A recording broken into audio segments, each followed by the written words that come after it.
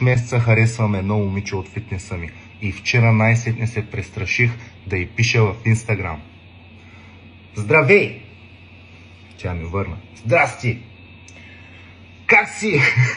Стана чат. Нещата започнаха да се случват. Всичко вървеше по план. И изведнъж момичето ми написа, ние водим съвсем нормален разговор и тя ми написа: прати ми снимка, на която се самозадоволяваш.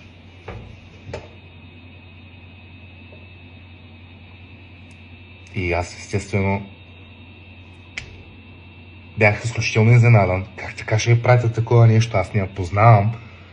Ама беше много яка и пратих. И тя спря да ми отговаря, маняк. Държи ма да си, нищо не е казала от тогава. И сега ще питам вас, ще ви покажа снимката. Искам да ми кажете какво не е наред.